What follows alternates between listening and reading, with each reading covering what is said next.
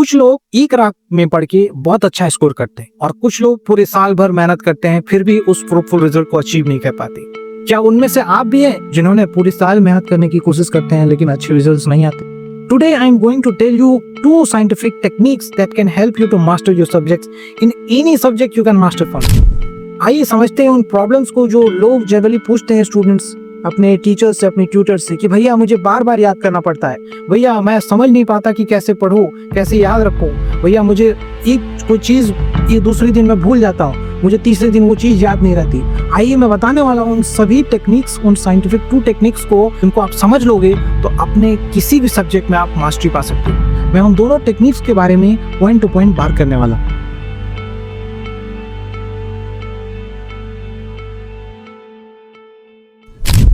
तो पहला स्टेप है ट्रेन योर ब्रेन। अपने दिमाग को ट्रेन करना है इस तरीके से कि आपका दिमाग आपको ना डिस्ट्रैक्ट करे, आप अपने दिमाग को डिस्ट्रैक्ट कर। देखो जब कोई मूवी देखते हो तो बड़ी अच्छी आसानी से तुम्हें याद हो जाती है वो स्टोरी की, कौन सा प्लेटफॉर्म में कौन सा प्लॉटिंग हुआ, क्या हुआ।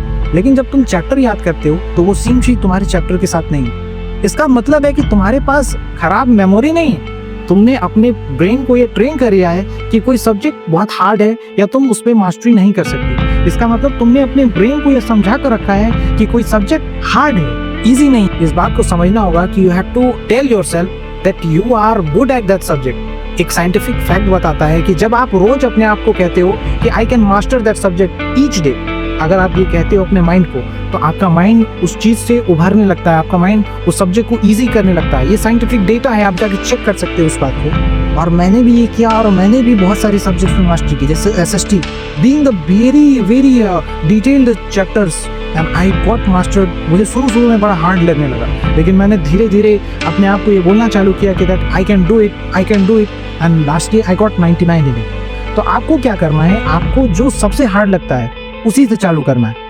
You are running, you are escaping from that subject, but no, you have to tell yourself that you can do it and start from that subject each day. अगर आप एक ही चैप्टर पढ़ पाते हो, एक चैप्टर का एक ही पेज पढ़ पाते हो, पढ़ो, लेकिन रोज पढ़ो। अब उस सब्जेक्ट को धीरे धीरे अपने कंट्रोल में लेते जाओ। Train your brain with a better result. The second technique is change your learning techniques. अपने पढ़ने के तरीकों को बदलो।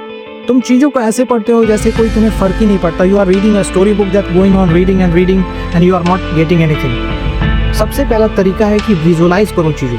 जब तुम स्टोरीज पढ़ते हो, स्टोरी बुक्स इंग्लिश की, तो तुम्हें समझना होगा कि तुम कोई स्टोरी बुक नहीं पढ़ रहे हो, तुम्हें उसको एग्जाम में जाके लिखना है। जब तुम कोई हिस्ट्री की किताब पढ़ रहे हो तो तुम्हें ये समझना होगा कि that you have to escape from that fear कि you can't understand it. You have to go deep in that, you have to visualise it कि क्या है वो, कैसे कोई वॉर हुई, कैसे कोई केमिकल रिएक्शन हो रहा है। अगर आपको केमिकल रिएक्शन समझने व्हाट यू शुड कि आज के डिजिटल वर्ल्ड में आपको उसके प्रैक्टिकल्स के वीडियोस देखने चाहिए कि कैसे क्या हो रहा है। व्हाट आई डिड, क्योंकि मैं उस समय बहुत यूज्ड टू नहीं था इन चीज़ों के बारे में, तो मुझे एक सवाल पूछा गया कि what is the colour when certain reaction take place. I was unknown because why, because I have only theoretical knowledge, I have no knowledge of how practical takes place. तो मैं इसमें फंस गया। तो you have to do what, you have to visualise in subject.